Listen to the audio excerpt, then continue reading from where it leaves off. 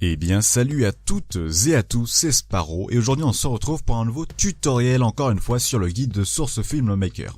Et aujourd'hui il se base sur ceux qui souhaiteraient ajouter du son sur Source Filmmaker. Alors j'ai déjà abordé ce tutoriel, mais il existe un problème qui pourrait arriver si jamais vous voulez ajouter de l'audio sur ce logiciel. Alors qu'est-ce qui pourrait arriver? J'espère que j'ai la solution pour vous. Alors pour ceux qui voudraient ajouter de l'audio et que malgré le bon format, c'est-à-dire en .mp3 ou .wav, quand vous voulez écouter l'audio rajouté manuellement sur Source Filmmaker, il se peut que l'audio ne fonctionne pas, tout simplement. Quand vous voulez l'écouter ou que vous appuyez dessus, rien ne se passe, alors que pourtant il devrait. Eh bien c'est très simple, le format est le bon, mais les données dans le fichier, je ne sais pas trop comment dire en tout cas, ne sont pas forcément très bonnes. C'est très simple, ne vous affolez pas, il y a une solution pour ça qui est plutôt simple. Pour ce tutoriel, vous allez avoir besoin d'Audacity, qui je le rappelle est un logiciel gratuit qui s'acquérit très facilement et très rapidement. Une fois que c'est fait, vous allez choper votre audio. Alors nous on va aller choper un audio au hasard, hop, on va aller choper dans le dossier de Source Filmmaker, on en prend un pas trop bruyant s'il vous plaît, on va prendre celui-là. Voilà, une fois que vous avez votre audio, je ne vais pas le jouer pour votre bon plaisir. Une fois que vous avez votre audio dans Audacity, ne vous en faites pas, vous n'avez pas besoin d'un quelconque plugin ou quoi que ce soit, vous allez tout simplement vous intéresser à en bas à gauche à Projet A. De base, votre projet est censé être à 48 000, tout simplement.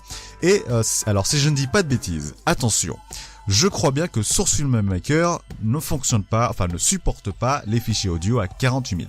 Alors si je ne dis pas de bêtises, ce sont des hertz, que je ne me trompe pas si les utilisateurs expérimentés d'Audacity connaissent, eh bien ne supporte pas 48 000, mais plutôt alors 44 100 et 220 050. Et un troisième que je ne connais plus, si je ne dis pas de bêtises, ce serait celui-ci. Juste après 8000, donc il y en a trois, donc c'est celui-ci, 44 100 et 220 050.